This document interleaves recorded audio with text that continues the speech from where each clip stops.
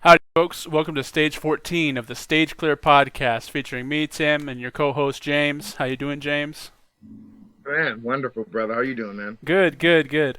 We have some actual special guest stars today. I want to Oh, introduce you guys to Hannah and Jonah, the Machoyas, if you will. Hello, hello. Hello.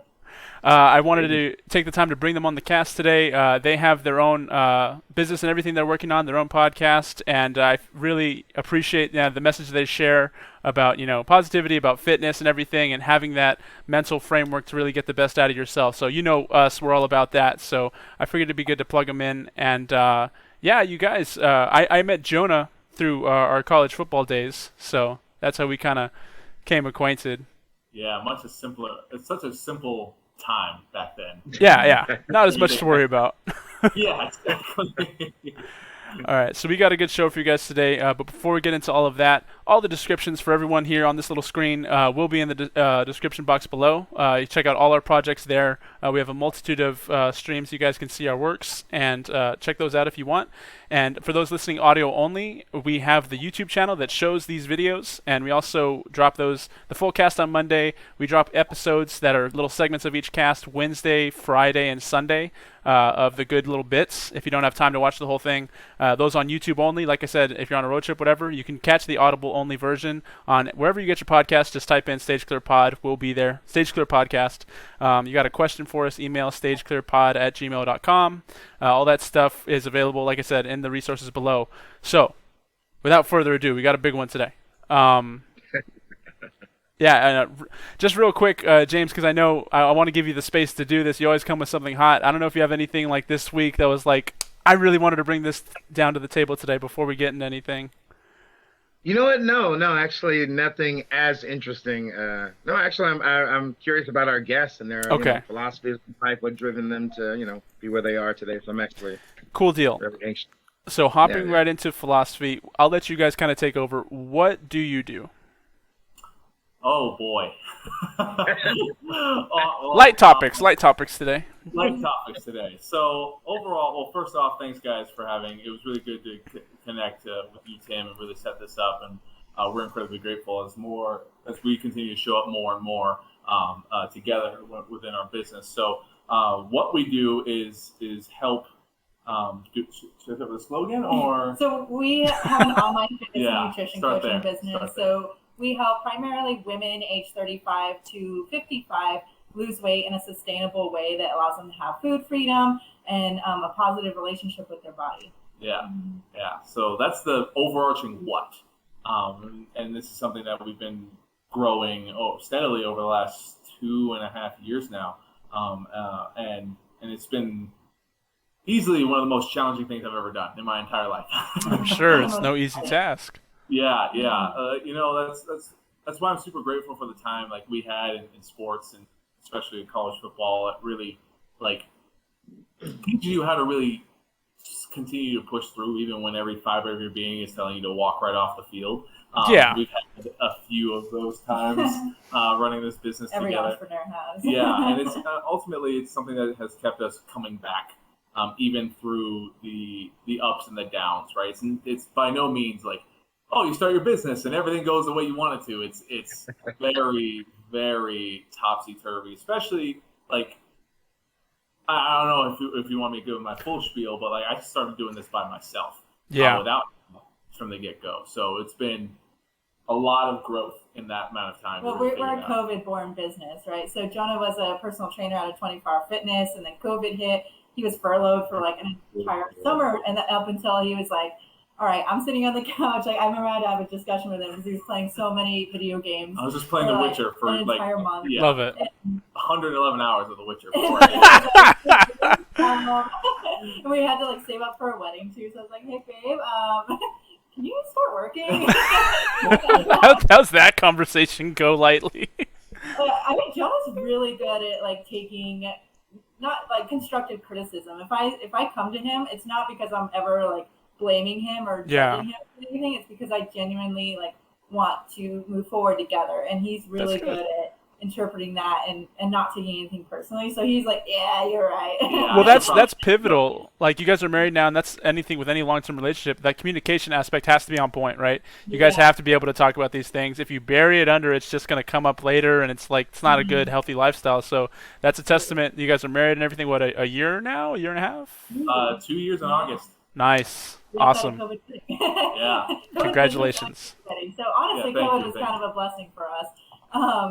But yeah, that's kind of how it was born. Like, Jonah wasn't doing anything, his clients weren't doing anything, and they just kind of met up at parks and started working out. Oh, man. And then that kind of opened the gate to getting his nutrition coaching certification and then doing online. And for a while, he was doing a lot of back and forth between in-person and online. And we're like, we are able to like make a bigger difference to more people online than we are meeting up with them in person and work out. So we just went all in on that. That's cool. Yeah. And that's kind of what all of that is about too, is like it's because anyone can start a business and sell a product, right? But you guys are like taking a step further, interacting with people, making relationships and teaching them, all sorts of things. And James, you can attest to this with your coaching job that you do. You're always engaging with the youth and the parents of those people, right? And like, isn't that more, wouldn't you say that's more impactful than just regular, I don't know, whatever other job you might have had before? Absolutely. Just working with people and having that relationship with people. And then I think the biggest thing is when they are convinced that you actually care about them. They're not just clients, but you actually care about them, So it's a completely different dynamic when it's your passion, it's something you love. Yeah. No, for sure. So that's kind of a good, overview of your guys' services. Again, links in the description. If you need to lose some weight or whatever, they got good programs. Check them out. Yeah, so what I wanted to get to, like the real core of this was, what is your why? And Jonah can attest to this through football. And I'm sure everyone's heard it. It's probably not specific to football, but that's how we got it. They would always ask us, the coaches, like, what is your why? You have to know that so that you can push yourself through all the crap you have to deal with football and whatever else. So that's pretty pivotal, like your cornerstone. It's part of your core foundation. So I'm curious, what is your guys' why? You can do it separately, and then maybe your guys' is together, and how that affects your life, your business. And then me and James can go into like little tidbits of ours. I love that. Yeah, I'll let you go first. Oh, okay. I'm going first. Yeah. I like, we do have both separate, like, individual whys too. We've both had individual upbringing. So yeah, we do have individual whys, and we also have a collective why. So I'm glad you suggested that. There is a difference for sure. Yeah. My why is really deeply rooted in my childhood. So I had lost almost both my parents to heart disease. So I lost my mom when I was 8 years old to, like, very suddenly. She was only like 35 years old, and very healthy, like not really overweight. And so I lost her very suddenly to what they called an enlarged heart. So something that she was just genetically born with. And so right away, as a kid, I was very aware of, the mortality and health and how much can be wrecked when you don't have your health. Your entire life can be destroyed when you don't have your health. And then when I was in high school, when I was 16, my dad had 100% artery blockage in his heart. So he was literally minutes away from dying before they got him into the hospital and saved his life. And so ever since, all my entire childhood, I've seen like health is so very important, to the point where for my birthdays, I wouldn't ask for presents or cards or anything. I asked for a gym membership. I asked for like a nutrition person consultation. Like, that's what, like, ever since I was in high school, I've always been driven by good health, because I just know how important that is. I was going to ask, how old were you when you asked for that as a birthday? That's I've never heard of that ever. Yeah, I was about I was about like 16, 15 when I asked for gym membership. And then I was like 18 when I saved up a bunch of money before I went into college to take this like metabolic assessment thing where they like, took my blood and they like tested my heart and everything, just so I can get like a feel for what was going on inside. And I remember a guy asked me, he was like, why are you even doing this? Like, people like are that, typically have a lot of like metabolic and damage done to their body over a course of a few years, take these tests. And I was like, this is my priority. I need to know. Give me the stats. Yeah, literally, I was like, I need to know. So that was my why coming into it. And I've actually always wanted to start a business. So I got my degree in entrepreneurship from Western and marketing. And so I always told everyone, like, I want to start a business one day. And they'd be like, what kind? I'd be like, I don't know. Yeah. I feel I that. have no idea what business I want to start. I just knew I wanted to start one. Like, I come from my father, my grandparents, my great-grandparents were all business owners. So it's like, I want to own a business one day. And it just kind of happened so serendipitously as, like, Jonah and I started, like, dating, and then we got engaged. And as we were getting married, like, how he was kind of forced out of work. And at the time, I was still working full-time for Western. And, he was always gravitated to the fitness side of it through athletics.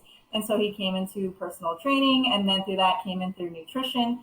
And so he kind of, like, was the one that gave us the plunge into the health and fitness industry. Sure. And eventually, like, when the business was actually starting to pick up, like, since I got my degree in marketing, I helped him, like, build a website at first. Because, like you said, it was just him doing it all.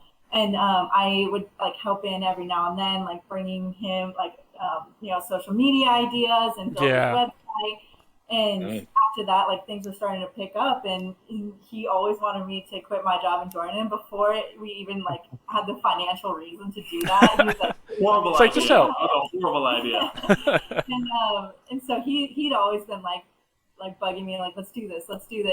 And eventually I was just like, you know what? Okay, like, let's do this. And went all in on it, made lots of mistakes along the way, but it just was perfect that, like, my deep desire for health and to be able to help others combined with his what do you call it? Like, drive, determination. Yeah. And his determination, his initiative to get something started, because I'm always such a, like, planner, and he's like, let's just to the deep end and do it. And so, like, us together, I think it just happened so beautifully the way it was supposed to. Power couple. No, that's awesome. And you hit on a really good point about kind of where it's all those why questions, they kind of do stem from your childhood, right? We talk a lot, me and James, about, where your worldview is and why it comes from your upbringing, and analyzing, like, the past, the good and the bad, and realizing how it affects you, right? And trying to get all the effects to be positive rather than negative as much as you can.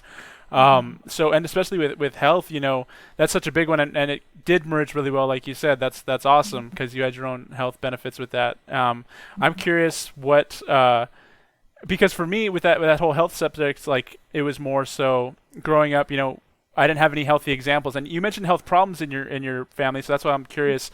Did they have a healthy lifestyle? Were they out all the time? Were they exercising, or you feel like you had to get that gym membership to experience that side of it, right? Yeah, that's a great question.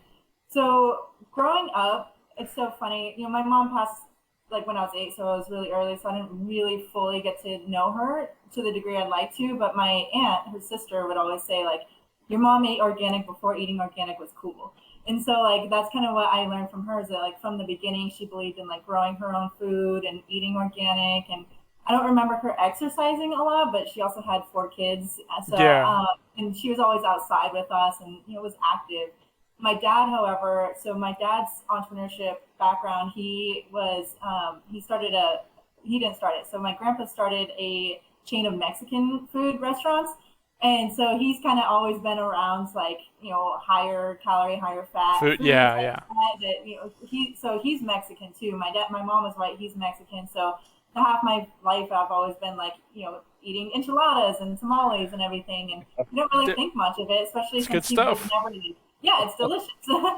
and he was never, like, super overweight. Like, he might have had, like, a gut, but he was never, like, significantly overweight. And so while my background is kind of mixed of having, like, this delicious Mexican food and also, like, organic homegrown food, it wasn't until after my dad's heart attack and that he started really taking care of his health and, realizing you were that close to death, he really started to turn things around. Like, he exercises almost daily and he eats really well. That's good to have that example. And for me, I'm, as a new father and everything, like I said, I grew up a certain way, didn't have those healthy examples, grew up a fat kid and everything that comes with that. And then football kind of encouraged it. I was always the guy that would out-eat everybody, and it kind of played into my role as an O-lineman.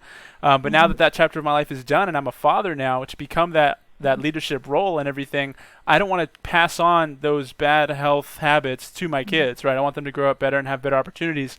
So, learning that healthy relationship with food is super vital. You're spot on with that and everything you guys are doing. No, thanks. Yeah, and congratulations on being a father. It's crazy when you really when you become a dad. I feel like you have to second guess everything you do. A little bit. But so Jonah, what's your half, buddy?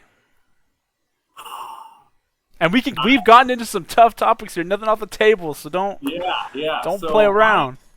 Mine is pretty deep, and I've only just now been able to get truly connected to it, even before I started doing this. So I grew up in a really rough household. I don't know my father. He actually went to prison for murder, and my mom subsequently married a couple other times after that. And my first stepdad was the worst human being I've ever met, and physically abusive, mentally abusive, verbally abusive on all fronts. And I was just, I remember he came into my life when I was about 8 years old, and then for about 3 years, it's pretty spotty. I don't remember much after that. And up until he left, but overall, like there was a lot of experiences, trauma that I had that made me feel really small and insignificant, and out of control of a lot of what I had in my life.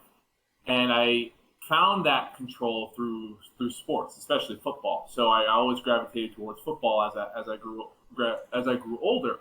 But I still kind of always had this insignificance feeling. No matter how many accolades I would get, no matter how many awards I would get, I never felt like I was truly good enough, and that stems from my childhood and what I went through, all the way until I got to college to play football. Not very many people do, and I told myself I'm going to be an All-American. And I never quite lived up to the potential that I know I had, and I wasn't aware of why. And when you're not aware of your behavior, it's very frustrating. It's like I feel like I'm doing everything I can, when in reality you're not. You're doing things that your current identity aligns with. So my identity was someone who's small and insignificant and just gets by and does the bare minimum. So that's exactly what I got for my football career. Wow. Yeah. I know it's a lot of powerful stuff you said, like in that small little segment. That's a lot to unpack. I've only just now really got within the last year I've been really connected to this. So it's easy for me to tap into that now, knowing what I do now, because after college ended, and I had it was my sole reason that kept me going. That was like my only form of control, my whole identity. I had a very mediocre career in college, but for some reason, I was so petrified of losing that identity that I somehow convinced myself that I deserved to go play professional football. Like, if someone gives me a shot, I'll prove them right. I'll prove them that I can do it. And I realized that I was in this blind, I just need to go, just give me a shot. So this is when I was introduced to personal training and skill development for the first time. So I thought you only show up to practice and that's how you get better. I was not aware of trainers that are actually designed to help you increase your performance. So I got in that environment. That was my first time. I had a trainer. I was training with other athletes that were actual All-Americans that had a right to be there getting that training, actually had a chance to play professionally. And I trained with them for about 3 months, and I was just constantly being reminded of how mediocre I actually was and how far behind I was compared to these other guys. I was stronger than them. That was it. And it was super frustrating that they would beat me in every single drill, and I was underperforming in every aspect. I gained 45 pounds in 3 months. From grandma cooking, and I was always an undersized lineman, so I was like, okay, I just got to get bigger and I'll be better. And finally, I get to my professional football tryout, and it was just for the Canadian Football League, and it was my worst ever performance I've ever had. Plus 5 second 40 time. I lost every one-on-one drill. Slowest L drill I ever did, a 6 second L drill. It was bad. And I just remember sitting on that field. It was in Vegas. It was just so hot, and my cleats were melting, and I just sat there just knowing that my career was over and not knowing why. Knowing why I always fell short, why I wasn't able to live up to my potential. And I started with my childhood, because it's always kind of been making this, it's rearing its ugly head all the way through, So because I had that why, and because I kept asking myself why, I went to my trainer and I asked him if I could have a job. I didn't have a certification to be a trainer, but he gave me the job, and they helped me the best they could, and I got in the environment of being a coach for people who I wish I had in high school. And I was a terrible fucking trainer. I'm sorry if I don't know if I mean, do your thing. Okay. And I was awful. I did not know what I was talking about. I was just completely BSing my entire way through. But there's this one athlete I got, right? And if you're not familiar, if you've never been in a training job, it's a sales job, and you have to convince people to buy your services. And I wasn't confident in what I could do. I was not confident in who I was. I was like, yeah, I get to coach you, you know. Didn't they like not even require you to get a certification? Yeah, they didn't. Like most places, you need a certification to be a trainer. They did not. But I was also very poor. Again, an excuse I kept telling myself to not get certified. But overall, they did their best. They did give me some sort of certification, so I at least had the paper. But it did not help me in training athletes specifically. But anyway, the sales aspect I was terrible at, and I was like, all I want to do is coach people. Like, you just give me clients, I'll coach them. And I had one athlete who worked with me for a couple months, and he looked at me and said, "Thank you so much for all the help you did. I feel more capable than I ever have before." And that like sent chills down my spine. I was like, "Holy crap! I think I found what I want to do."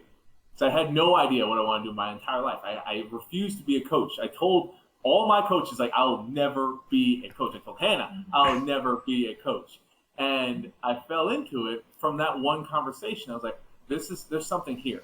Yeah. But my job was miserable for me because I wasn't performing well. I was actually at a very dark time, but that one conversation kept me coming back, and kept studying, kept figuring things out. And so much so that I quit that job, got 4 certifications, then went to 24-hour fitness, and felt way more confident in myself. And really behind all this, I kept trying to understand why my own performance was super lacking. And as I started to uncover the pieces of my lack of mobility, flexibility, strength, and stability, I was like, oh, this is the stuff I wasn't aware of. And that awareness like taught me so much about how people are unaware of how they just behave in their general lives. Yeah. So it's not just the fact that you can work really hard on the football field or in the gym, but there's other things that you're not paying attention to. So No. as I understand, sorry, go ahead, Ted. I just 100%, you know, we talk about that a lot too, is like being intentional with what you're doing, you know, because we're oftentimes just meander kind of through life, and we're just taking what's coming at us, what's right in front of us, and kind of just self-serving, right? Instant gratification. How can I get what I want out of this scenario, instead of thinking outside of ourselves, and also just what's planning it, right? Just being intentional with what you're doing will put you so much farther ahead of the rest. Exactly. Yeah, and that's the whole thing. I didn't know that, right? Not many of us know that. We just No. Yeah, you don't come to that realization until shit gets hard, and then you're forced to look at it, right? So all in all, like I had so much more confidence in myself as a trainer at 24-hour fitness, but my clients weren't getting results. They weren't losing weight. I was like, what else do I need here, right? I was understanding movement. Then COVID happened, was furloughed. And then I was like, okay, then I started doing everything online before I had the nutrition or mindset certification. So I was just kind of giving people workouts. Again, still no results. And I was like, you know what? Maybe I should look at this whole nutrition thing. And that's where I went down the nutrition path for myself, got the best results I've ever had. I was like, holy crap, I'm going to give this to my clients now. Yeah. And then like I started to uncover like, okay, I have the fitness, I have the nutrition, like, but what really stops people? What really slows people down? And then it goes back to like my true origins of understanding like why I've always felt insignificant, small, and weak, and why I didn't deserve to be happy, why I didn't deserve good things. And that came from my first stepdad, who instilled that in me, right? And that made me look at like as people I was attracting as I was coaching, I was like, it's not that you're lazy, it's the subconscious self-sabotage that it keeps coming up, keeps getting in your way. Yeah. So my own passion to understand where my struggles come from allowed me to start to piece together what health and fitness actually is. And I never want to feel weak, insignificant, or powerless ever again. And I don't want anyone to feel the way I felt for the vast majority of my life. And that's a very long-winded way of saying, like, that's my why I love empowering people to take back control and be intentional with what they do instead of unconscious and like going through life without really seeing what they're doing. Yeah, and that's so great. I talked about last time where we have to grow from our pain, because if the pain is going to affect us either way, the past is going to affect us either way, we can decide whether it's positive or negative. I talked about at the start where it's like you can bury those problems or you can kind of bring them up and address them, right?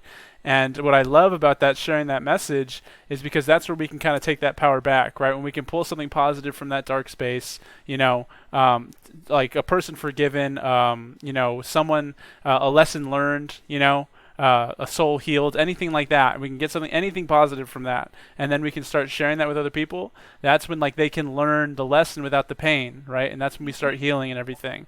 And so empowering people, it's great, it's awesome. That's what it's all about, helping us kind of go through it together, right? Making it personal. Yeah, it's so personal. Like it goes far. And I'm glad you said that because it goes far beyond. When you start making those connections, you start really seeing how it can affect those around you, right? That not only has my own personal experience, but my role as the oldest sibling in a very tough household, and inconsistent father figures. What I saw my mom go through. Another aspect of why I love helping women so much, because my mom struggled so much with so many her own health issues, and there's. So as we continue to grow as people, we get to continue to help and connect and, like you said, help people grow and learn without the pain that we've seen or experienced. And yeah, I'm shaking. I fucking love it. That's awesome, dude. You're so passionate, and you can see both of you guys and it melts together. It's so perfectly. You guys balance each other out. That's great. Your growth and everything is it's very clear why. It's very evident. Thank you. 100%. James, talk a little bit about what your why is and how you can bring that, how you do bring that every day to what you do, and why you like what you do. And we've talked a little bit about your starting with the YouTube journey and everything, and why they all kind of commingle. But I guess share that for everybody. What are you thinking? Yeah. I mean, seriously, I feel like most people, I kind of just went into life kind of going in blindly, just kind of trying to grip at anything that I felt resonated with me, and I had this experience where at one point I understood I was kind of on the wrong path, in regards to a lot of different philosophies that was introduced to me by, sometimes it was the wrong type of music or influence around me and things like that. And unfortunately, I did have some family members, not a lot, but there were family members that were negative influences on me as well. That was kind of pushing me to really just kind of, almost indoctrinate me with philosophies that are very destructive, toxic, And, for me, it was more so my relationship with God that kind of put everything in perspective. And it put literally everything. It was almost like the puzzle pieces that were scattered in my body and my mind and my, everything just came together. And I realized the purpose of just like mental health, your spiritual walk, your purpose in life and things like that. I learned statistically 150,000 people die every 24 hours, and that's regardless of health situation. It could be a freak accident, it could be, your heart stopped, it could be anything. And to me, my concern was, okay, what happens when I die? And so after that, I was able to start understanding that, the Bible addressed all these different things, not only by, being right with God, but also serving others before you serve yourself.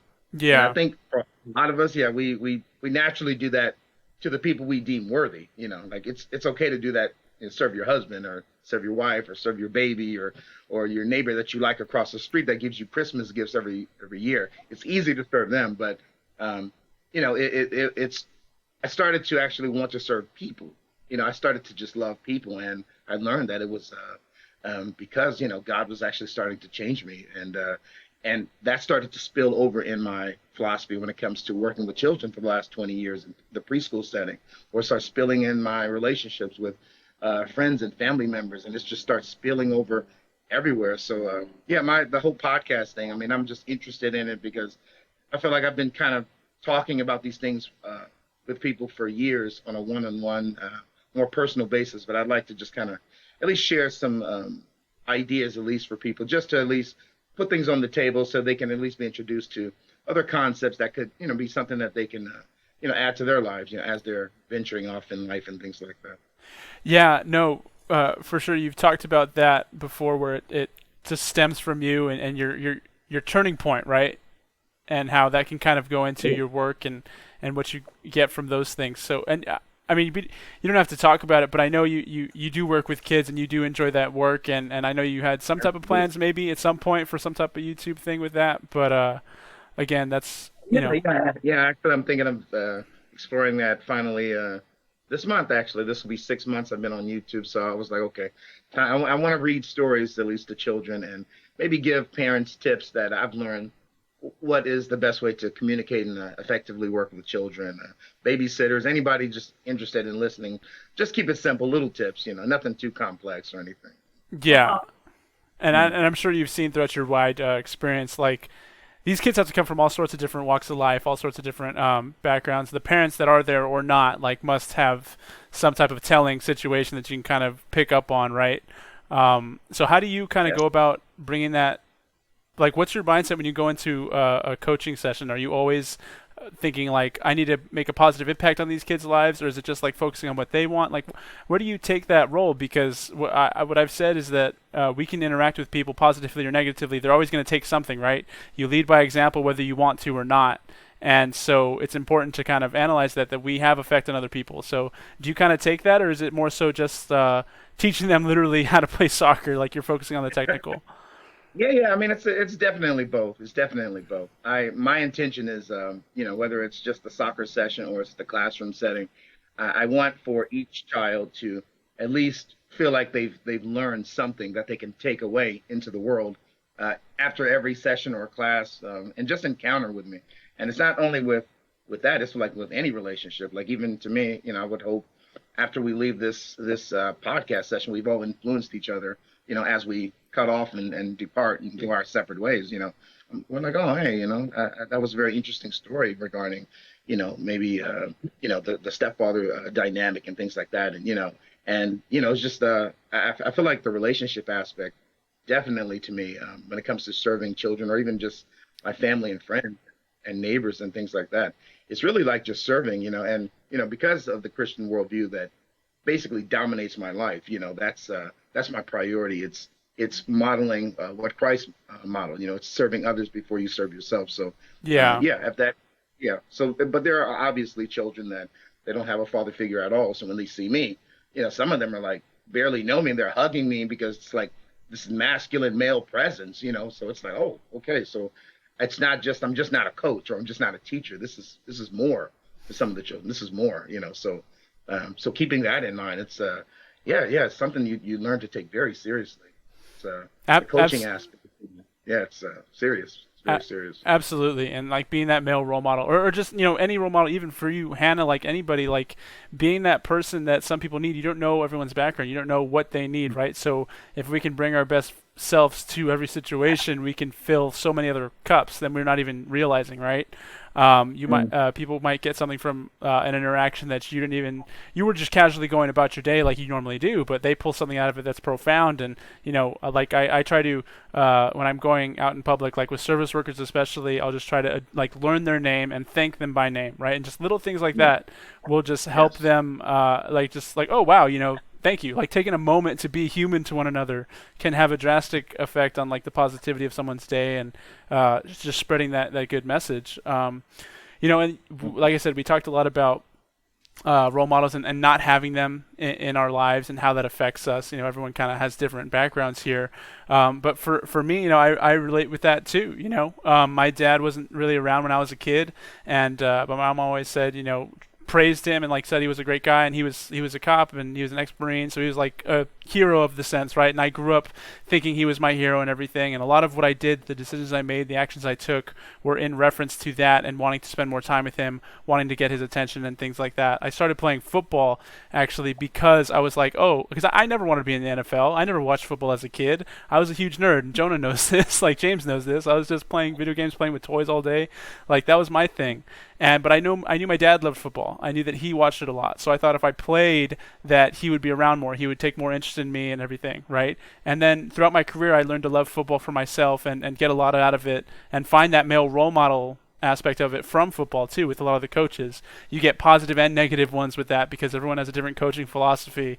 But it is overall, I'd say, a really positive benefit for kids who don't really have that role model but are still driven and passionate. It's a good outlet for them. So I'll always, praise football for that. But essentially, that's what it comes down to. We all either have these role models or we don't, and we go through life, not knowing what we would have missed. And everything that we missed out on does affect our decisions nowadays, right? So it's important to, I said, everything, we're all coaches of some sort, and we all interact with people every day, and that's why I really, appreciate this group and interacting with you guys itself too, because it's important, the work that we do. It's important to have these conversations with people and get them to kind of, again, be intentional, right? And if they don't have that role model, if you don't have that role model, it's important to become that for other people. Like I said, a lot of what I'm doing with this whole life coaching thing is just becoming the best version of yourself. I want to fix the world's problems one dad at a time, because like statistically, the rate of fatherless homes and everything, that's a huge impact on our society, culturally and everything. Yes, it is. Very, very true. Very true. So it's, no, it's true. That's just historically what's going on, right? So that's why, like I said, it's important to grow from our pain, right? And just realize what is your why, what keeps you going, and analyze that, adjust it. Don't just have it be something negative, like I was hurt in the past and that's why I need to do this. Like that's for me, like as a father and everything. Hannah, you talked about like having, I forget how you phrased it, but just like being able to manage everything, or like a lot of new things come to light when you're a father, right? Mm-hmm. What I can say to that is, when I found that out, I was realized I had to be that person now. There's no more time wasting. I couldn't just be a college athlete having fun. It was like, now I need to be the dad I always wanted to be, or the dad I needed, whatever, right? Because there's no more waiting, right? It's just now is the time. I need to become that role model. And so that was just a profound revelation for me. And so I analyzed so much of what I did before with, like I said, this whole health journey I'm trying to do, discovering a healthy relationship with food, that's part of it. Analyzing my worldview and everything and the foundation of it and why I believe what I believe, and being able to share that, because a big thing I've talked about before is how generational wealth is so much more than just money, so much more than opportunities. And I would share that with you guys especially, just to be intentful, not just with our days and our lives, but with our parenting, whenever that comes along or whatever, because that's when it matters too, like I said, generational wealth is about more than money. It's about providing for your kids opportunities, financially, physically, spiritually, emotionally, philosophically, right? Giving them the tools they need to go out and into the world and do the best they can, with or without you. That gets me fired up. It's what I'm all passionate about. I could talk about that all day. Yeah, I think it's really cool, and I think do you know who Ed Milet is? Who? Ed Milet. No, I haven't heard. He's very similar to Tony Robbins. Yeah. Okay. Awesome performance coach and aspirational person. But we recently saw him speak, and he said, you have to be the one in your family that takes your family off the generational path that it has been on. Yep. And it's you in your power to do that. No one else, unless you do something, it's going to repeat itself. Yeah, you have to take the responsibility to end the generational suffering. Yep. Otherwise, it's so easy to continue to be passed on. Yeah. So it's really cool to hear, like from both of you, that aspect of you stepping into the role that allows you to be more of yourself, that gives to more of others, family, kids, the people you interact with. Like it's really cool to hear. Yeah, Absolutely. It's that part of it is so important, because when we're just meandering through life, we don't have that plan, and that's the problem, because like I said, you're just acting on what's in front of you, and when you do that, you don't take the time to think about how your reaction and what you want to do in life. You just go to what's comfortable. Go to what you're used to. This is how I was raised. I turned out fine, so I'll just repeat that in my kids. You don't see it as a problem, so you're not going to address it. And that's the big disconnect. Sometimes I feel like I want to, like when I'm talking, I just want to like shake people awake. Like, no, like you have the power to change these things. Like you have to focus on what you can control. Ignore the outside world. Ignore all of that nonsense, and realize that the outcomes that we have today are like rooted in where we said our upbringing, our father's and grandfather's upbringing and everything, it all kind of stems, like the family generational line has progressed to a point where this is what's happened, right? And if I'm not satisfied with the outcome, or if there was something in my life that hurt, how can I make sure that my kids don't experience that? You know, give them the next step ahead, and then it just keeps rolling. For sure, yeah. Let's do it. Let's change the world. Let's go. Thank you guys for sharing that. I know it's not always easy to talk about, you know, your past and everything, but I think it's important. I think it's really important to express like why you do what you do and the drive behind it, you know. So I appreciate you guys. I appreciate you allowing us to share. It's something one of my clients recently told me, who's been in the weight loss industry for a very long time, basically the last 40 years of her life. And she said, this is the first time someone's ever showed me that they care before they cared about what they knew, right? And I think that's such a good thing. It's like, show that someone cares. Oh, I'm gonna mess up the saying. Show that you care before they anyone care. cares what you know. That's what it is. Yeah. Okay. So if you can really show that to someone, then you become more valuable in a way of like just conversation or whatever it is. So I love this. I'm especially reading Start With Why right now. So this is just hitting all the mental brain buttons that make me happy right now. All those chemicals, going off. I feel it. Oh yeah. Cool deal. So I thought we could transition a little bit. We've been going for a while about whys, but we can get to some entertainment. That's a big thing we like to talk about. Last time we had a big segment, and we didn't even expect it to be, but it ended up being like an hour long our discussion on this. But we thought about Batman versus Captain America. You know, that was the superhero thing that came up, the big battle discussion, and we talked about their morality. We talked about the environment and their them going at each other, why they would even be fighting. So that's something we do like to do here, and I'm curious, knowing that we're all kind of nerds, what is your guys' favorite superheroes, and then why, and then we can get into ours. Yeah, so I feel like I'm kind of generic, but Batman is by far my favorite superhero of all time, mainly because of his origin, right? He was born out of trauma and fear, and he took his trauma and fear and learned to inflict it on those who would do harm to others. And doing so, he had to learn how to master himself, master his own emotions, and get to a point where he could be ready for any single scenario. And that's something that I take very personally. When I first started really getting into coaching, when I had my own personal coach, the first thing he asked me was like, why does this even matter to you? It was like, I want to be able to help anyone with anything that they got going on in their life. And that's something that I've studied a lot. I continue to study, and that's why it just resonates with Batman in general. Now I just need the family fortune, and I feel like I'll be there.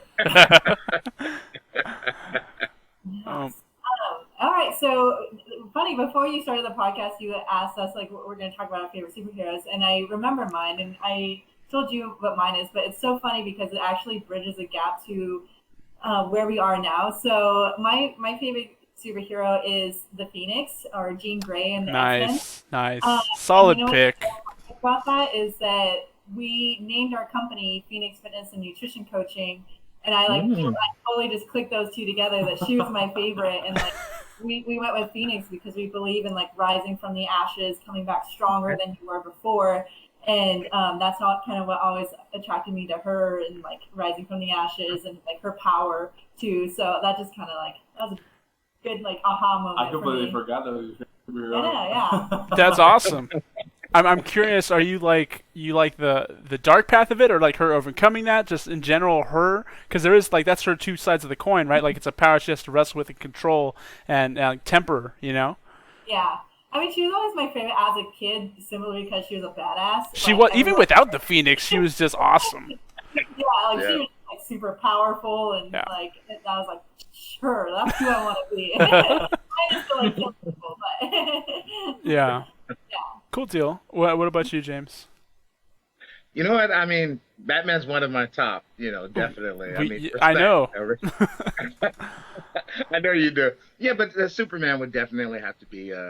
But it's not because of necessarily his abilities, even though he's so powerful. There's something about his personality of he could easily, destroy this world and oppress the entire world, and he doesn't. He's like here to protect, and he can do all sorts of things. He can go in space and listen to the world, and he could easily just knock out anybody that's causing problems and remove them from this world, but he believes in justice and morality, and I love his ethics, and I love his perspectives. Like, I just think that's amazing. That the restraint it takes to be somebody like that. That to me is like, whoa, like that. Yeah. I mean, that's yeah, it's like the natural response for most humans. It's like when you get a lot of money or a lot of authority, you abuse it. You abuse it. It's the first thing So it's yeah, it's a. I don't know if you guys would have seen this, but there's a film called Brightburn, and it's like a I've dark heard of it. scenario if Superman,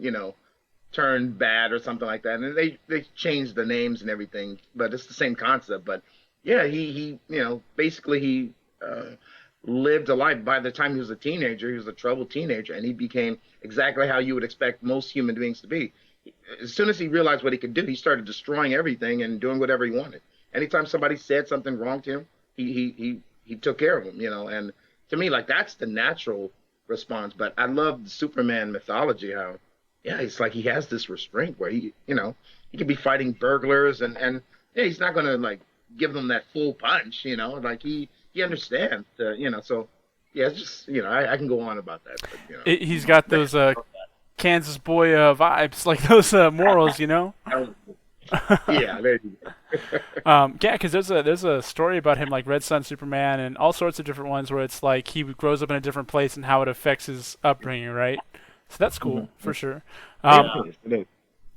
What you got, John? I was gonna say, I was like, the restraint is something I've always respected about Superman, because I don't remember if it was a movie or if I read it somewhere, but I just remember him like, if he were to let go and just go full tilt, he would literally annihilate a planet. So he's always had that in the back of his mind. Like, all right, I always have to pull my punches. Otherwise, there's a lot of chaos that can ensue. And that like, you're right, James.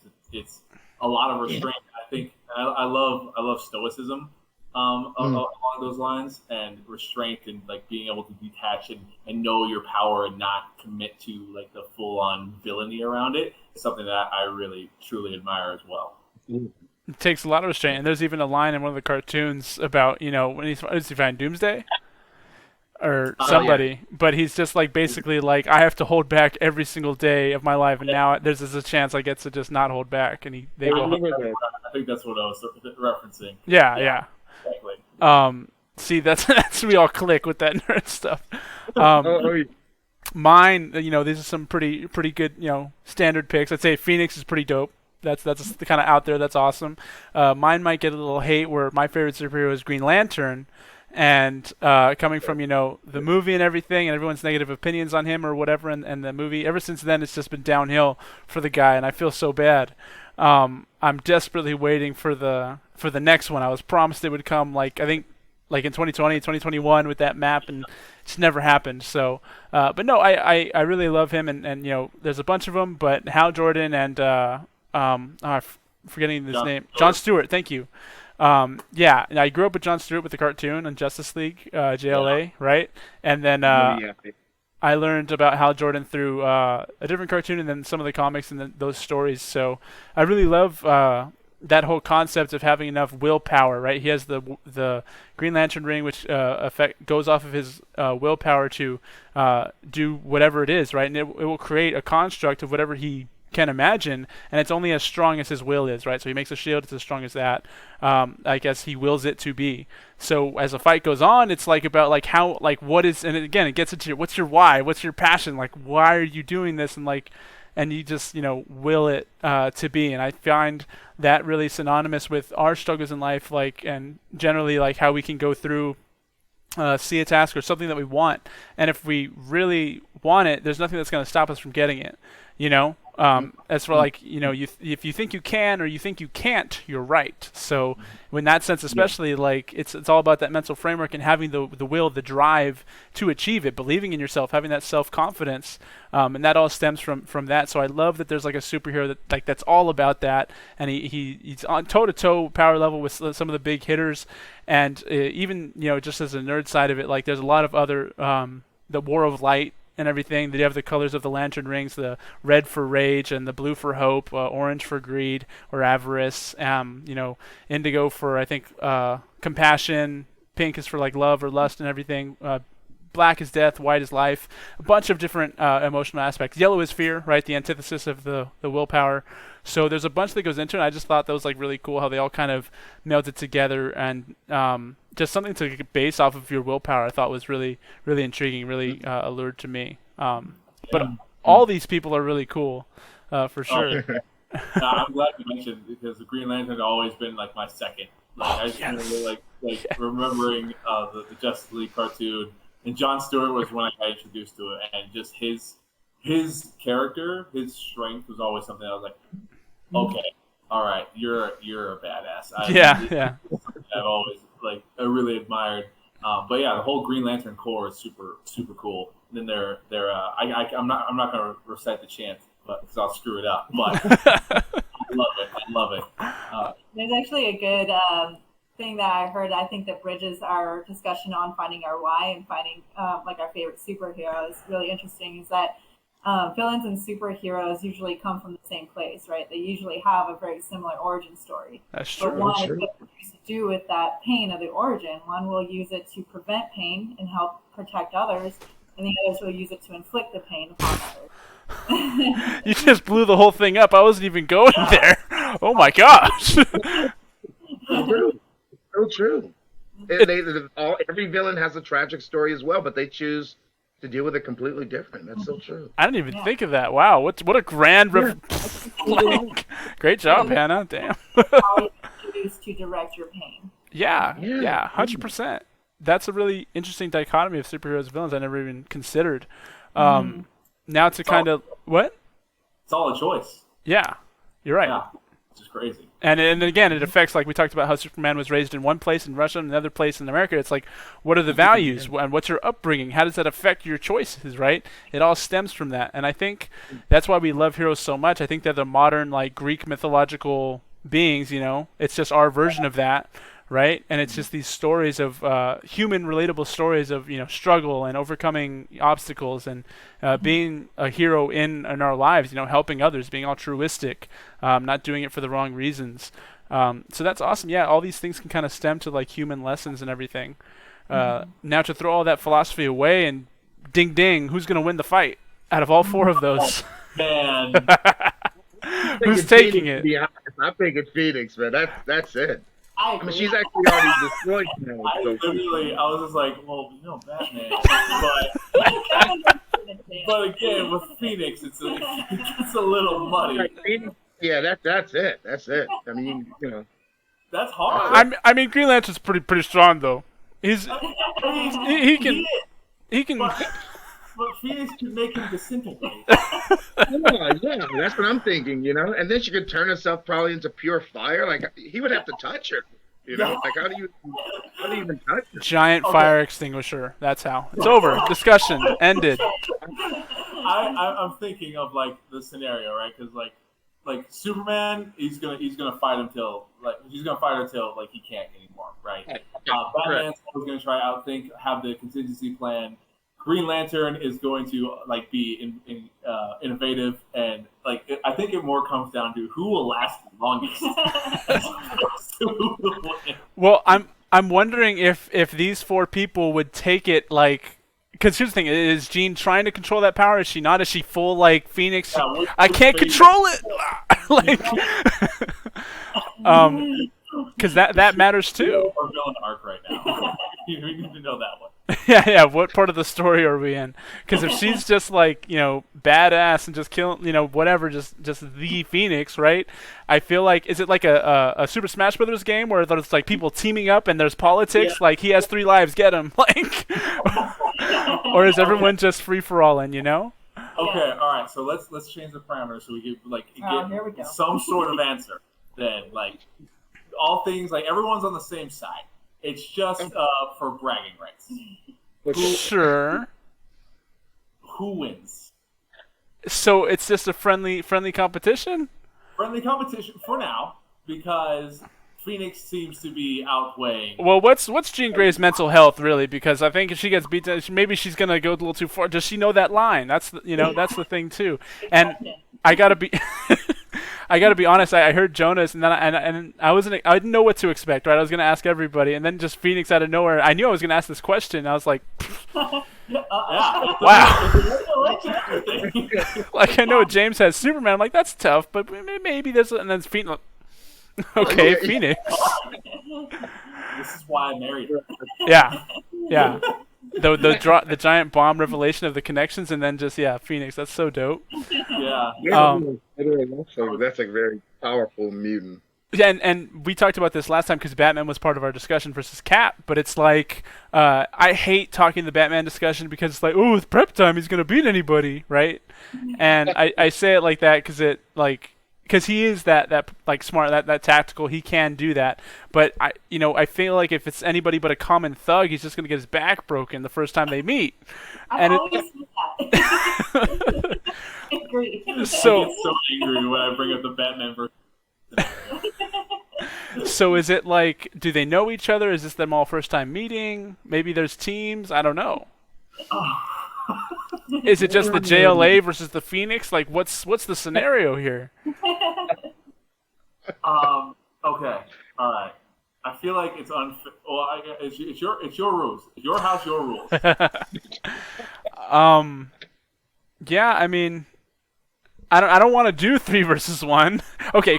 Before we even get to that discussion, is there any? What, James? I said I feel like we have to. Like, it's Phoenix. I mean, at that point, it's like, how long do you last? Because she's going to obliterate. She can destroy planets as Dark Phoenix. So it's like I don't know. Superman may last for a bit, but he's going to get tired after a while. He'll get tired. You just have its weeks, but he's gonna get tired. Did you guys see the new Doctor Strange movie? Not yet. No. Okay, so I won't spoil anything then. But so all you have to do is kind of like the Martha situation in Batman vs Superman. Just name Scott, and she'll just like lose it. Just name Scott Summers. She'll lose all control. Okay. So we know that. I wouldn't assume she's mentally stable. That's what I'm saying. We got to know the arc. Batman will know. Batman will know it. He did his research. Batman will know. He'll tell Superman. Yeah, this bitch is crazy. No, I think. Okay. Before we get, is there any way any of them could stand toe to toe? Is it Is there any way for it to be one-on-one fights or free-for-alls, or do we have to go to the resort of the 3v1? I would really be intrigued seeing a match between Phoenix and Superman.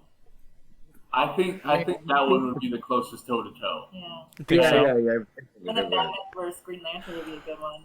Well, I mean, wouldn't really be much of a fight, but I mean, there's so many avenues, right? Because the hardest part about like these kind of discussions is that you can go so many different fucking routes. Yeah. You can go. You can. Yeah, and it's like if we're thinking like traditional logic, right? Sheer power, right? Someone who has it's over 9,000. Yeah, like infinite possibilities with a ring compared to a man with his gadgets. Yeah. Like, honestly, realistically, I love Batman, but like real life scenario, I don't know if he would last. Thank you. We've I know. Like This is recorded, Hannah, so I'll send you this so you have it at all times that he just admitted that. Yeah. So overall, like it's fun because we watch Justice League and or you read the comics about Batman, like, well, he usually wins because he just outsmarts everyone. But again, comic books. Yeah. Well, that's the testament to him, though, that he's even on the team, that he's even on the roster, the human being, peak of human physical fitness and everything. So granted to him, but the fact that he's on the roster with these giant titans is kind of resume enough of itself. Exactly, and I think it's really funny. There's a scene from one of the Justice League movies with Hal Jordan, and he takes the ring, right? He takes the ring. Yeah, he takes the ring from him. He's like, so you have no superpower. It's like you have no power. That's just all in the bat suit. And he's like, "This is a nice ring," and throws it back to him.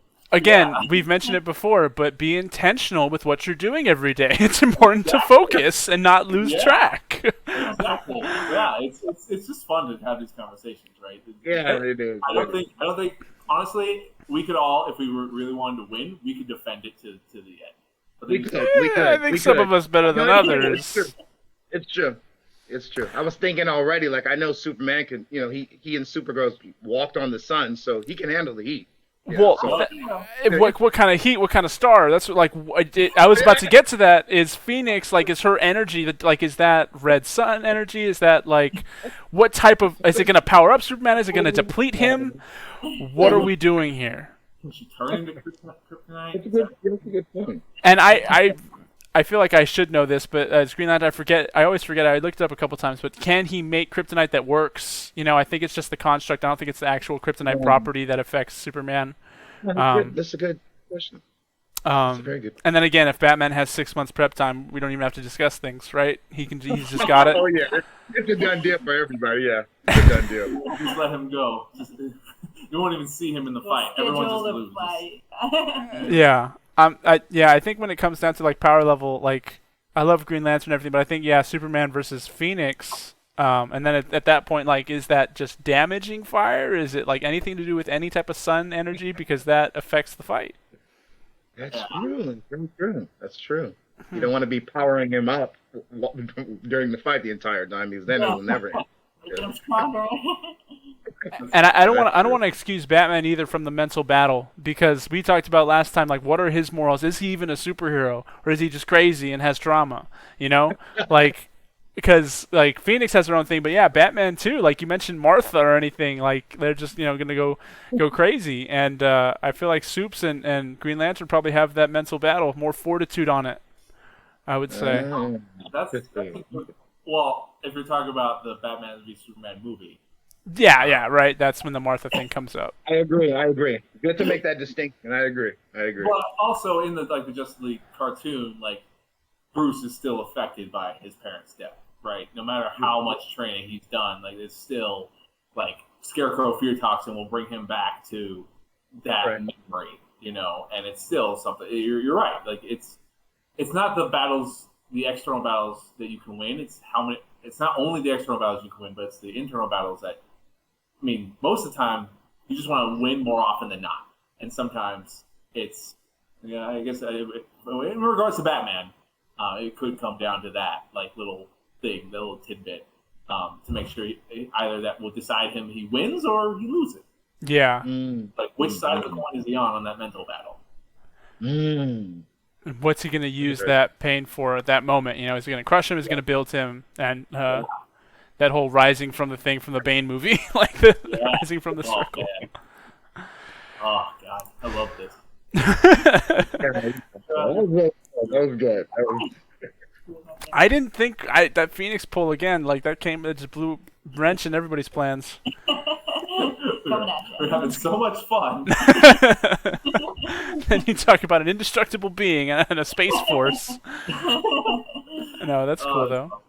Yeah. Well, if you guys have the time, we have another section. It's up to you guys, though. I'll leave it up to you guys if you want to push forward or not. About religion and everything, we can get into worldviews and things like that. You know what? Yeah, we got a little bit more time. Okay. Yeah. If my computer does shut off, I promise it's because we didn't leave you. Want me to get the charger? Get the charger. Okay. All right. Cool. We go ahead right into it. Yeah, no, for sure. And this has kind of been rolling right along. You guys are great. You guys, it's almost like you do this yourselves. Speaking of that midway, halfway point, we got links all in the description for everybody. Everything does. I have my own things I'm doing on Twitter, life coaching and everything, different aspects of that. Find that all in the description below. James has a YouTube channel where he goes into other topics more, important to him and everything. Any insight onto what's coming next? You can give a little preview to the podcast listeners.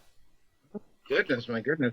Actually, yeah, I just want to address some issues that, are within the Black community, even regarding health. I know that when it comes to like the Black community, we have a lot of health issues like, heart disease, all these other things. So I just want to kind of discuss it Okay. in regards. Yeah. But I have a few things lined up. And that reminded me, I'll get to this right after this plug, but and then all you guys, you got your coaching services and everything, that'll be in the description. Anything else you want them to plug? Probably just our Facebook group. That's just a good way to like come in and check out what's going on. We do a lot of stuff in the group, so. Yeah. Okay. Yeah.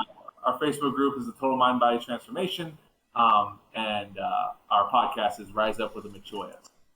The Machoyas, that's both your last names together, right? Yeah. Montoya and Mitchell. Nice. Love it. Did you guys have both your last names? You kept both of them, or did you kind of merge them in the wedding, or? So I didn't take her name. She didn't take my name. Okay. Yeah. So, a bit of a funny story. I've always wanted to. So my last name was my first stepdad's last name. So, my original last name is Grayson. Dude, that isn't. No, it's not. You're a liar. Yeah, What? Yeah. So it's always been my name, but I like have zero emotional attachment to it. So when we were about to get married, and she's like, "I don't want your last name," I was like, "Cool, I don't want you to have my last name either." And so like I've always kind of wanted to make our own thing because ever since like we've been together, she's really saved me and really allowed me to kind of make my own path. So I was like, Aw. make our own last name. And so that was where I was like, let's do Machoya. And she's like, okay. Like she was thinking about it. A little skeptical. And then we got married and go through. It's not legally Machoya. No, I still have my maiden name, but Yeah. But when it comes to like our branding and everything we do together, we just merged them. So I finally got the Machoya somehow. Got you. Cool. Everything everyone's doing, like I said, it'll be in the description. Check out audio version. If you're audio listeners, check out the YouTube channel, Stage Clear Podcast. If you're YouTube channel, check out audio versions. Leave us a 5-star review anywhere. We'd really love to see that. That's what helps the algorithm know it's a good product. Give it to other people. Spread the good message. And and it's not even. We've talked about how we experience in real life. Like I'll go around walking around the town, and people that I know that watch it in town, like they'll be like, "Oh, it's really good" and everything. So and that's how I can kind of gauge, right? And we have some good growth and everything, so that's awesome. Thank you for all our loyal listeners. We appreciate you. But just reach out to us. We'd love to hear from you, on these topics and these subjects. So comment in the YouTube, leave us a review. We'd love to see it and read it. We appreciate all of you. Real quick, before we hop off entertainment, because James reminded me, have you guys seen the Obi-Wan series yet? Yep. You're caught up? Yep. They're dropping a new episode tomorrow? Wednesday. Okay, so there's 3 so Wednesday. far. Yep. Okay, did we want to discuss that real quick? Are we open to that? How are you guys feeling? Yeah. We can do a real quick one because I'm. Huh? I think we'll have time for one or the other. Oh. We only have like 30 minutes. Okay. We're not going to an hour, so. All right, how you feeling, James? We can hit. Which one do you want to hit after? But I know they said about an hour or so, and I know we're about to. Yeah. So, do you want to go with the Obi-Wan or the religion one? What's it? Whatever they're good with. Not really right now. Yeah, we're good with anything too. Dealer's Okay. choice. We're really easy. Yeah, for sure. Let's do something light for y'all. Then let's just keep it on entertainment. We'll talk about the Obi-Wan series. What are your guys' first impressions, initial thoughts? What do you expect out of it? I'll let you go first. That's still gonna be Okay. Oh, me or him? Yeah, which one did you man? Okay. Okay. So I'm not as emotionally committed to Star Wars as I am, say, Lord of the Rings. Like, we actually had a Lord of the Rings themed wedding. So I'm a huge, read all the books, mega fan with Lord of the Rings. So that when the show comes out for that, I will probably have stronger opinions. But Obi-Wan, generally, I like it. There's the one villain, I don't forget her name. The second sister. Second sister, who I just whatever her name is. Yeah, Reva. I'm just not convinced about her motives, I guess. Like, she's just coming in I want to capture Obi-Wan so I can be better. But, I guess we just don't have any of her origins as to understand why that motive is even there. Yeah. like biggest gripe I have with it. Other than that, like it's really cool to see Ewan McGregor or Ewan McGregor as the original actor, and like I think there's really cool aspects of not just fully CGI. I think there's like throwing in some like makeup and costumes. Yeah. So overall, I'm enjoying the journey. Yeah. I don't totally hate it. I don't. Actually, that's not even. I don't hate. That's a statement. Yeah. It's some part. I can't remember if she's the second sister or the third sister, whichever one she is. Third sister. Okay. The one that murders the Grand Inquisitor. That bugs the crap out of me because I watched all of the Clone Wars. Oh yeah. And it basically retconned a big portion of Rebels by doing that, and that bugs the crap out of me because the Grand Inquisitor plays a huge role, especially in his. I don't know if you guys have watched Rebels before. Yeah. No, I know what you're talking about. Yeah, he had a massive arc in that movie or in that show, right? Not necessarily arc, but like you see his origin stories of like him being a temple guard and a former Jedi, So anyway, that bugs me. That was the biggest thing that I really like. I was like, God, he just kind of got rid of a lot of something I really substance. Yeah.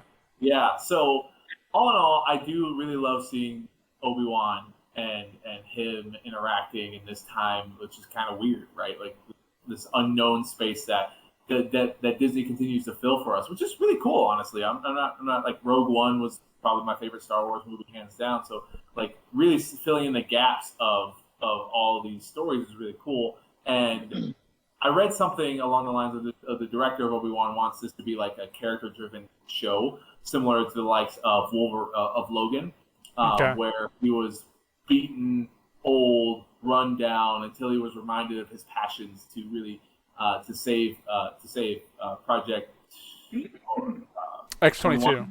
X-22, thank you. And overall, like I see where it's going in that front, where we see in the third episode Darth Vader show up and they have their brief little battle, and Obi-Wan's kind of defeated the whole time, right? Mm-hmm. And I think there's going to be some big turnaround. Like it's always hard when it's a weekly series, and you can't whenever you're listening to this, it could already be out now. We could be eating our words completely by this time, right? So overall, like there's some gripes just because I've watched almost all the animated stuff and really kept up with all the movies. But I think it is still room for it to be a lot better, if that makes sense. No, I get you, and I have to consider myself. I didn't forget, and I knew he was in Rebels Grand Inquisitor, but I forgot the timeline. Does Rebels happen after supposed to this, or is it before? So in the timeline of which this is taking place, like Rebels 10 years after the event. Yeah. So Rebels was like right in this time frame. Yeah, okay. Yeah. Gotcha. I could be wrong though, but that's seemed my general understanding. It seemed like it was more in the future because Obi-Wan shows up in that one, but he's more like what's his name? I forget the actor's name. I feel bad. But Ben Kenobi. Yeah, but he's like the older version in that one. Yeah, that's what. Oh, you're right. Oh yeah. So if Rebels is later than Obi-Wan, then again it doesn't even matter. Yeah. So that's why it's like a little confusing, and you're right about that arc. I didn't consider that. In general, I didn't like how the Grand Inquisitor was handled, and also I don't know why the design is the way it is. Like in the third movie, it kind of clearly made what that race was supposed to look like, and then it just was kind of weird practical effects in the actual show. But yeah, I mean the motivations make sense to a point because the Empire and everything has always been like that. They've always been backstabbing. That's the Sith whole thing, right? They've always one-upped each other. They always lead by fear, and it's about getting backstabbing each other essentially, right? The strongest of the survival of the fittest. And in that environment, some of those relationships make sense. I didn't think the first initial, in the first episode, their initial reaction, how she just killed that guy. I didn't think it's just the hand wave of you need to do better or whatever, right? I didn't think that felt really, really in character. Like that kind of action would Vader would have choked someone out, and then later on she kills the Grand Inquisitor, and it makes sense in that when you're in that environment of that hostile work environment. But I don't know. Some of it just seemed kind of off to me for sure. And there's other gripes I have, but James, you want to say something about it? Yeah. No, I mean, honestly, I'm loving Obi-Wan. I feel like at first I initially thought that Disney was just gonna give us a lot of Star Wars related stories, staying away from the Jedi and and I love the Jedi. I love their stories. I love their just the mythology behind it. And so I was hoping like they would go, when they like introduced Ashoka, I was like, oh, they're doing Jedi. Oh snap, so I was so happy. But yeah, I've been looking forward to the Obi-Wan show, and I'm enjoying it. I'm enjoying it a lot, and it's so nice to see Ewan McGregor. He's my favorite Star Wars character, Obi-Wan. So this is like ideal for me. It's nice to see it's nice to see the Vader dynamic as well. And I just it's so, and the thing is, I'm always online, so I'm always plugged in. So anytime there's any update on anything, like I'm always getting, I'm always getting this information. Like for example, I know that because Obi-Wan has become very popular, the director's already decided, well, they have to do a season 2, even though it was initially supposed to be a limited series. So now they had to actually take out certain scenes in certain future episodes because it was supposed to end initially with one season, but now we have a second one already announced. So it's going to be more. There's going to be more. The Grand Inquisitor situation has come up online that he's actually supposed to be alive much longer. So so the assumption is that he's not completely like dead, but there's something's going to happen, and because he obviously has more time that he's supposed to be alive. Yeah. And he's in other schools as well, so he has to be alive. But yeah, I'm enjoying it. I'm also engaged in the discussion with regarding Moses Ingram, the actress who plays the third sister, Reva. I actually did a YouTube video about it because a lot of people were talking about it, so I shared some of my thoughts about it. I think I enjoy her character because I think that she's one of those characters that a lot of people online say that she's annoying, and I would agree. I actually think she is annoying, and I think that's the point. I think that's the point, is she's incredibly immature, and it's like she reminds me of, like, I don't know, like I don't know which character I can compare it to, but she reminds me of somebody that potentially wants to just show off her Vader, and she's doing all this reckless stuff because she thinks like a child, like, oh hey, if I do this stuff, he's gonna be impressed, So that's what I'm assuming. That's what I'm assuming. Yeah. I don't know what they have in store for her, but yeah, the actress Moses Ingram actually, I think after the first 2 episodes last Friday or the Friday before aired, she actually received a lot of death threats and hate from people on Instagram. So that's been all over the internet as well. But really, I don't understand how people can there's a lot of reality. Yeah. So they've been attacking her, and she's actually shared some of the messages she's received from people that are supposed to be Star Wars fans. Ewan McGregor shot a video in his car acknowledging this and telling people, Star Wars fan, if you're sending hate towards this actress, she's amazing and all that stuff. Yeah. So Disney put out a tweet, and they're defending her and all that stuff. So it's a very interesting dynamic. But as far as the show, I'm loving it. I'm looking forward to more Vader dialogue and see what's up with him, But yeah, I'm loving it, man. No, for sure. And that whole part of it is really sad that people don't have, like, they can't differentiate the actress from the character, and especially if it's a villain, like, they're supposed to be on your nerves. They're supposed to be like, Joffrey from Game of Thrones. yeah. Like it's a. I understand. Like it's a character. It's to drive the story forward, right? We're not supposed to be rooting for her. This is called Obi-Wan. Yeah. Right. Yes. Like we want him to grow. So even if like we don't necessarily like her character, like we've only seen 3 episodes, we don't know a lot. That drives me absolutely up a wall. Like, give me the Netflix style of watching a show so I can binge all of it. Damn it! Thank you. Exactly. So all our questions can be answered instead of like this. Like it just sucks, Like it really does. People work really hard and for their craft, and people who. Oh, man, I'm gonna bring this back to identity. Like we identify with the things that we care about, as someone, and we feel like someone is attacking something that we resonated with. Like the first action is to react and act out instead of realize that that's a person, right? So regardless of how like like I may personally feel with her character. Like I've never felt the inkling to go find her on Instagram and tell her that, like, wish her a death threat, because it's, Yeah. I will never get online people who leave comments like that. I don't get it. Yeah. It's just stems from a lot of like broken places in their lives, and they that's all they do, right? They're just played it all the time, and they have nothing else going for them, right? It's like there's so much more to life. You just gotta, like, again, wake up and kind of experience it. And there's other problems that should be dealt with. This isn't even a problem. It's just entertainment. You don't even have to watch. That's the crazy part. If you don't like it, don't watch it. Yeah. No, but I think I thought the show was pretty, like mild. I didn't feel like too like excited for it. I was excited when I started watching, but it wasn't like, it didn't like build that in me. Like I thought, with Leia, like, especially, it was just kind of her, like, there were times when I'm like, oh yeah, that's like Leia, but then it's like, no 10-year-old talks like that, right? Yeah. She's like having these eloquent speeches and everything, and like dogging on someone else, and then at the same time does something that a child would do, where it's like, I don't trust you, get away, stranger danger, and like forces a giant chase scene and like ruins all the plans and everything, right? Forces Obi-Wan to reveal himself as a Jedi in that time. So the way her character's going was I kind of gripe with as well. Like, you do one or the other. Like, either she's a prodigy and she's always been rebellious, always talked like that, always been eloquent, but she can't act like that also. Like, it's like either she's a kid or she's not, and then also just the chase scene when she got kidnapped the first time was like abysmal. I'm sorry. Like, there was like grown adults that couldn't catch a 10-year-old child in like a tight space, and one branch gets in their way, like, oh, darn it.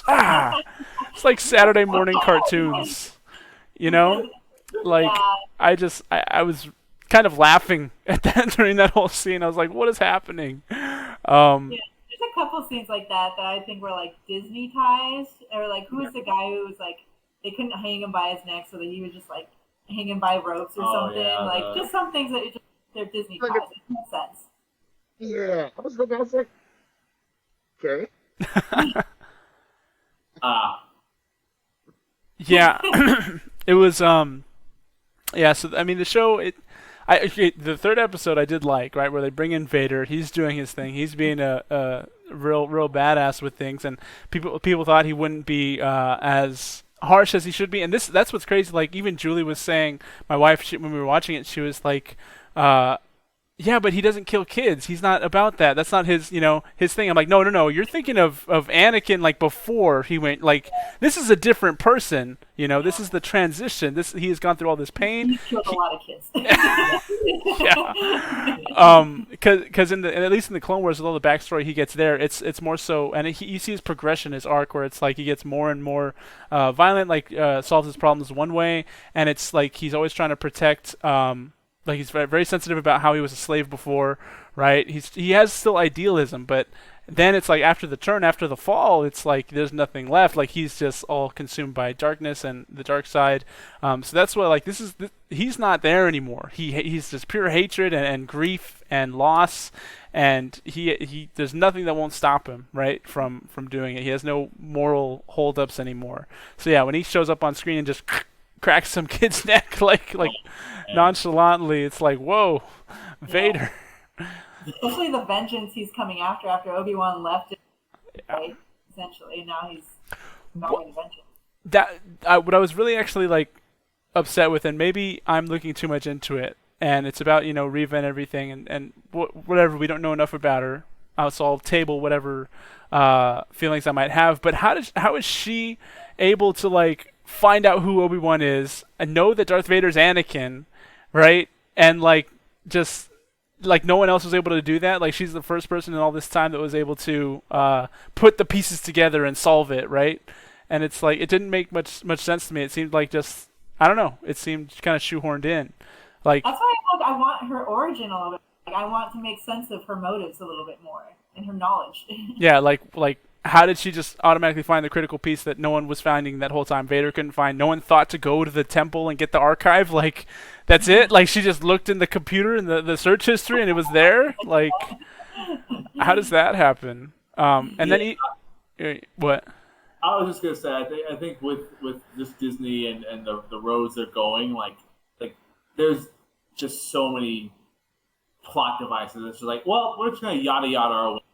Just make it work, right? Because I think that's another aspect of like why people get super offended. It's like they're affecting the canon and the consistency. It's like it's fine, like it's okay. Like some things you're gonna gripe about, but ultimately, like yeah, like there's some of that I keep thinking about. Like how the fuck does she know? Like, why does she know? Maybe we find out later. But right now, we don't know.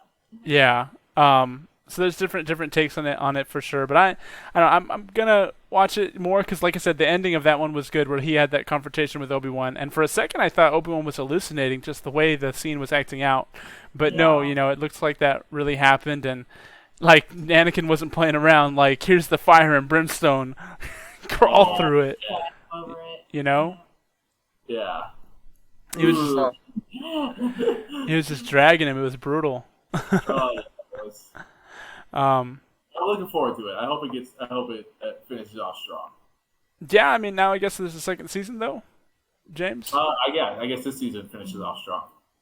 It's it was something that was decided recently because I guess it received so much attention and so much traffic.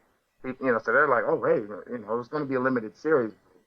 It's a lot of people really gravitating towards it. So yeah, but I think a lot of us we want to know about the Jedi stories. That's my thing. I love the Mandalorian. I don't mind Boba Fett. And they have Andor. There's other stories they're going to tell, but I love to know what's happening with the Jedi. Like I feel like that's always been, one of those core foundations. Yeah. Star Wars. I feel like we're getting to the point, just in Disney in general, we talked about Marvel fatigue with all the shows and everything, and how you feel like you have to be caught up with all of it to even enjoy one.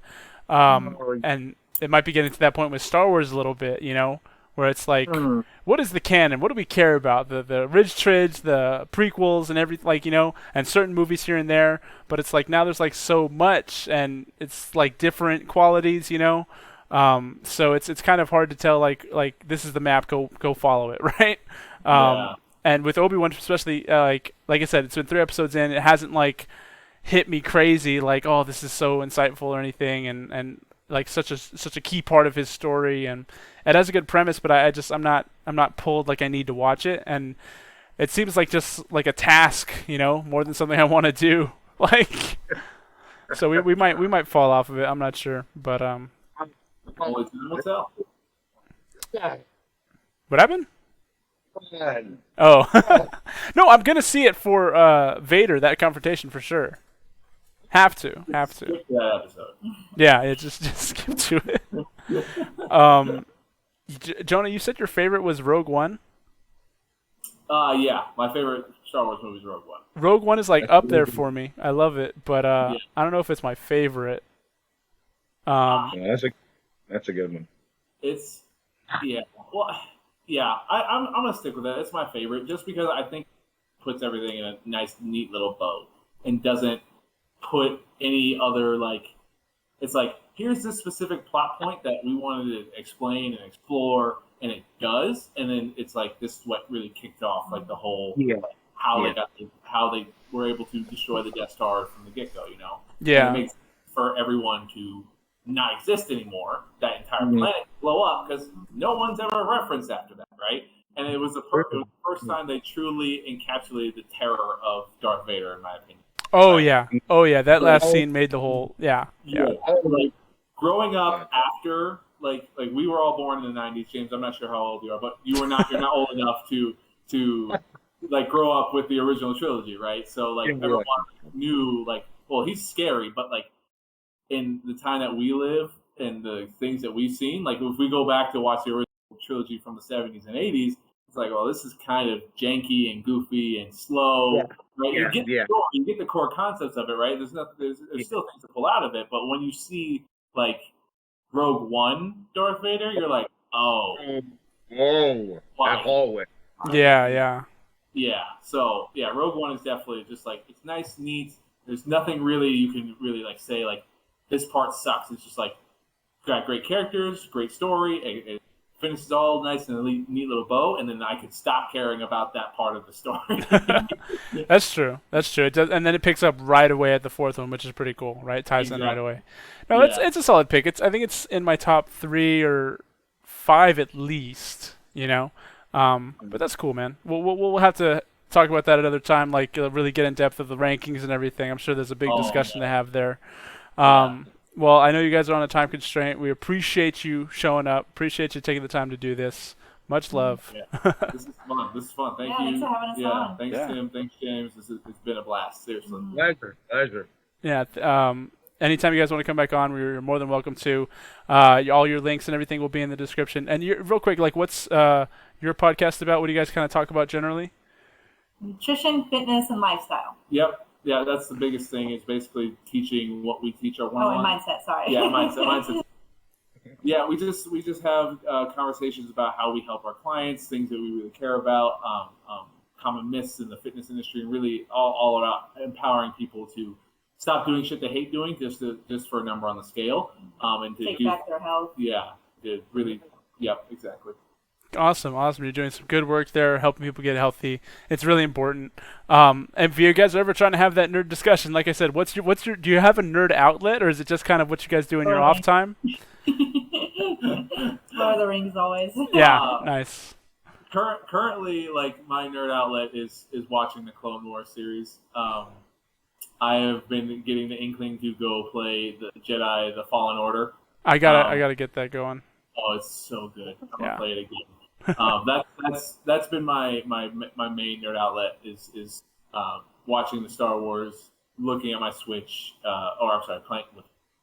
playing my Switch, and that's been my major outlet when I get a chance. Got you. Well, if you're ever trying to get into the arena, have more of these discussions, we're gonna try and do the superhero thing like once a month, just me and James, because it's popular and people like it. But yeah, so we're always here if you need us, if you're trying to get like conversation about that stuff. Awesome, love it. All right, well, thank you guys for showing up.